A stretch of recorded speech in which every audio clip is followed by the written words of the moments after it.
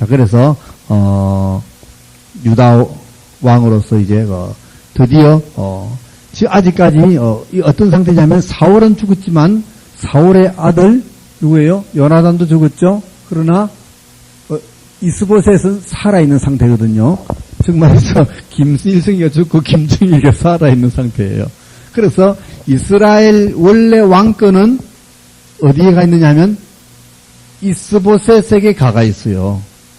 이 아브넬이라는 이 이제 그 군대 장관이 이스보셋을 왕으로 추대했어. 사울 왕의 아들인 이스보셋을 추대해서 이제 그 왕자를 왕으로 추대하고 다시 계속해서 이스라엘 왕권을 유지시킵니다. 이 아브넬이라는 이 군대 장관이. 자, 그런가 하면 남쪽에서는 유다 백성들이 다윗을 유다의 왕으로 삼고 이제 왕으로 추대했습니다. 그러니까 이제 왕이 됐죠, 그죠? 이때부터 이제 이스라엘과 유다, 사울 집안과 다윗 집안이 계속해서 전투를 합니다. 싸움을 벌립니다. 그런데 늘 하나님이 다윗을 이기게 만든 다윗 편을. 그래서 다윗 가족 가문은 점점 흥왕하고 이 사울가는 자꾸만 망해 내려가는 이런 추세로 이제 보여집니다. 자, 드디어 이제 이 아브넬이라는 이 사울 왕가의 군대 장관이 힘을 득체를 하게 됩니다. 왜? 사울 왕이 있을 때는 왕이 있고 자기가 그 밑에 있었기 때문에 별로 그렇게 큰 권력을 가지지 못했는데 이제 이 아브넬이라는 장군이 아들 이스보셋을 왕으로 세웠잖아요. 그러면 실질적인 힘은 누가 가지고 있는가? 아브넬이 가지고 있는 거예요. 되게 다 그래요, 그죠? 우리나라에도 역대로 보면은 군신들이 신하들이 어떤 그 정변을 일으킨다든지 어떻게 해서 왕이 죽고 나서 왕자를 추대할 때 추대하면은 그 왕자는 그 추대했던 신하들에 의해서 좌지우지 되잖아요. 그죠? 바로 그런 모습입니다. 오늘날의 교회도 그런 모습이 많이 있어요. 원로 목사님들하고 이제 장로님들이 청빙하는 목사님들 청빙할 때 어떻게 해요? 이력서 한 20통 받아가지고 이력서 보고 그 다음에 설교 듣고 이래가지고 뽑잖아요. 그러면 거기도 청탁이 막 들어온다 그러대요. 야, 김장로 요번에 그 박 목사 참 사람 괜찮아 이러면서 세상에. 그래가지고 장로님들이 이제 좌지우지하는 거예요. 그래가지고 목사님 조금 한 몇 개월 일하는데 보고 영 아니다 싶으면은 또 이렇게 당에 열어가지고 이렇게 하는 그런 자유는. 그런데 개척 교회를 처음부터 시작해 목사는 그렇게 못하죠, 그죠? 바로 그런 거예요. 그래서 이 아브넬이 이 이스보셋 왕을 무시하는 거예요, 무시해. 그래서 이 자기 아버지 그렇게 사울 왕이 데리고 살던 그 첩을 이제 이 장군이 자기를 첩으로 삼는 거예요. 데리고 노는 거예요. 참 간땡이가 부어도 되게 부었죠, 그죠? 그만큼 이 이스보셋이라는 이 왕을 무시하는 거란 말이죠. 왕을 무시하는 거예요. 그런데 이 왕이 이제 그것을 사실을 알고 아브넬 장군에게 어떻게 그럴 수 있느냐 하고 이제 뭐라 했어요. 그러니까 어떻게 해요? 이 장군이 이 이스보셋에게 돌아섭니다. 자기 조금 뭐라 그러면 돌아서 버린 거예요.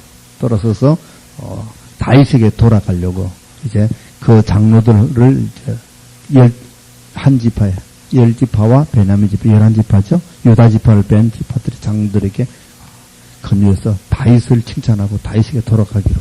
그래서 다윗에게 돌아갈 것을 약속합니다. 그래서 다윗에게 만나죠.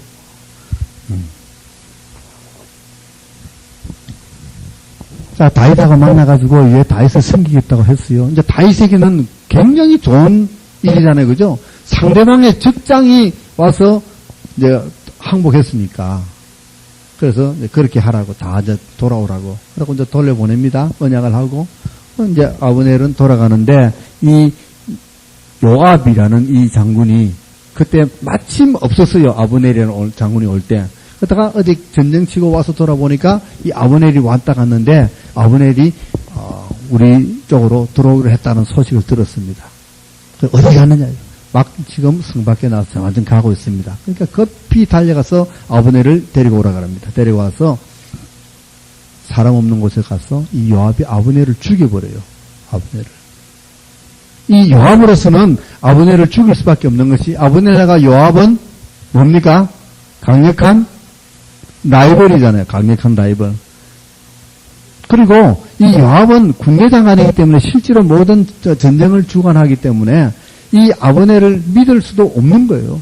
혹시 와서 또 반역할 수도 있고, 또 자기의 어떤 자리를 위협할 수도 있고, 그러니까 자기로서는 죽이는 게 좋겠다. 그뿐만 아니라 요 앞전에 보면은 2장인가 거기 보면 이제 요압군과 아브넬 군대들이 서로 전투하는 장면이 나와요. 그런데 거기서 이 요압의 동생이 아브넬에게 죽임을 당합니다. 그래서 그 동생의 원수를 갚기 위해서 또 죽였다고 또 볼 수 있죠. 그래서 이 아브넬도 죽어버립니다. 아브넬 어디 갔나? 아브넬. 요것도 죽었어요. 착착 이제 그 사울 집안은 이제 망해갑니다. 자, 이 모습을 보고 이제 이 이스보셋의 신하가 되는 사람이 또 이스보셋을 또 살해해버립니다. 이스보셋을 살해해가지고 이스보셋 목을 들고 다윗에게 가죠. 다윗에게. 다윗이 이스보셋 목을 가지고 오는 그 사람들을 어떻게 했을까요? 우리가 봤을 때 적장 적의 왕의 목을 베어왔으니까 상줄 거 아니에요. 그죠? 옛날에 그 실미도 그 특수훈련 받던 그 사람들 누구 목 베어라 그랬어요? 그거 바로 김일성이 목 베우기 위해서 실미도에서 그렇게 특수훈련을 시켰던 거 아니에요. 그들이 만약에 그중에 그 뭡니까 무슨 궁이라고 하더라? 그 폭파하고 만약 김일성이 목을 베가지고 청와대 가져왔으면은 그 사람들은 영웅으로 추리받았을 겁니다. 그죠? 물론 이제 사건은 그렇게 되지 않았지만, 그러나 여기 이스보셋의 목을 베어온 그 부하들은 다윗에게 가져왔지만 역시 그들도 다윗에게서 그렇게 환영을 받지 못합니다. 자기 상인을 죽이는 그런 사람은 다윗은 절대 용납하지 않죠. 그런 사람을 만약에 용납한다면 어떻게 하겠어요? 그런 범죄가 계속해서 일어나는 거예요. 저번에도 제가 말했다시피 다윗의 그 영적인 그 감각과 정치적인 감각의 그 균형감이라 그랬죠.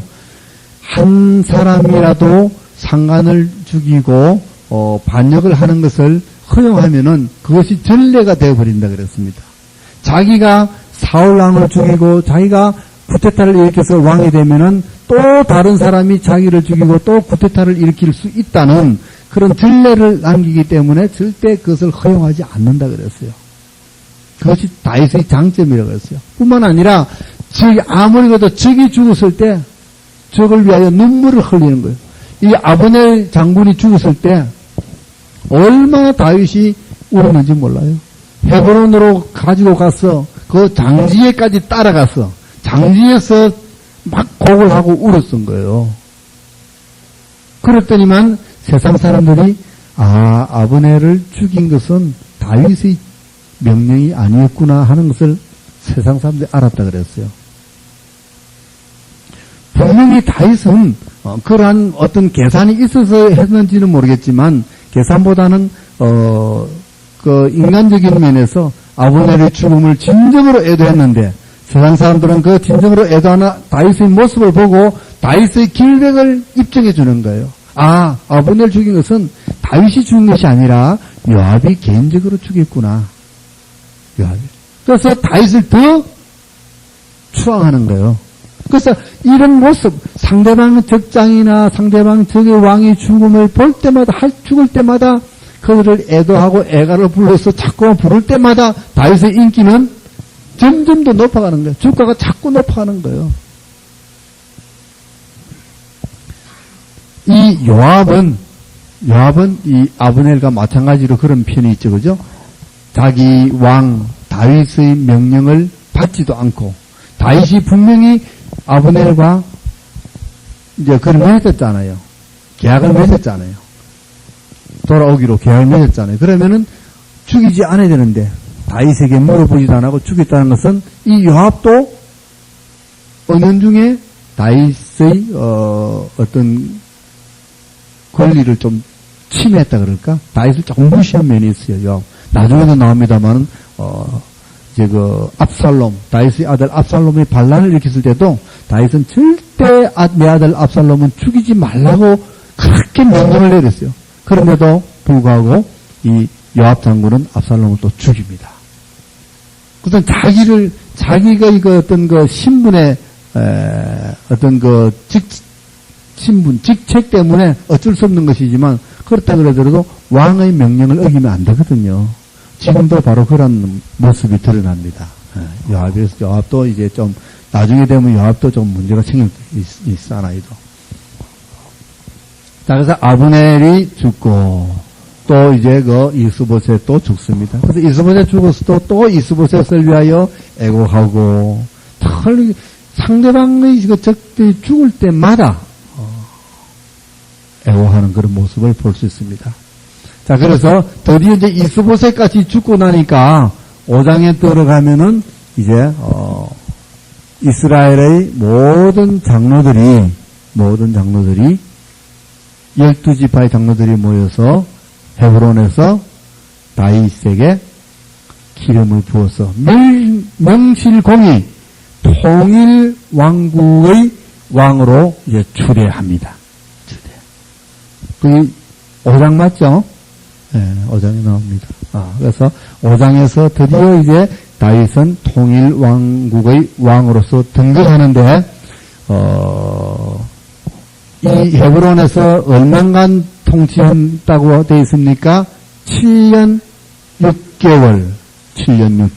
그러니까, 아까 이게 3장에서 기름 부음을, 2장에서 기름 부음을 받고, 그죠?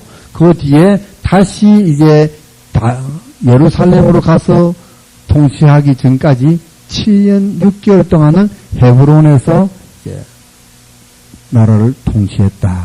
그럽니다. 그리고는 이제 다시 어디로 돌아갑니까? 이제 예루살렘으로 가야 되는데 지금 이때까지도 이 다윗이 헤브론에서 통일왕국의 왕으로 등극할 때까지도 예루살렘은 점령하지 못했었어요. 참 희한하지, 그죠? 이스라엘 땅을 전부 다 점령하고 그렇게 12지파가 분배해서 살았으면서도 불구하고 그 예루살렘을 정복하지 못하고 있었던 상태입니다. 그때가. 왜냐하면 예루살렘은 굉장히 난공불락의 요새였어요. 동쪽과 남쪽과 서쪽은 깎아지른 절벽과 같은 아주 험한 골짜기로 되어 있어가지고 거기서는 적군들이 올라가지를 못합니다. 단지 들어갈 곳은 북쪽에서 내려올 수밖에 없는데 북쪽만 철통같이 수비를 하면은 들어올 데가 없어요. 그래서 예루살렘은 정복하지 못한 상태로 그대로 있었던 거예요. 그 안에는 여부스 사람이 살고 있었습니다. 드디어 이제 다윗왕이 통일왕이 되고 나서 예루살렘 성을 공격합니다. 공격하는데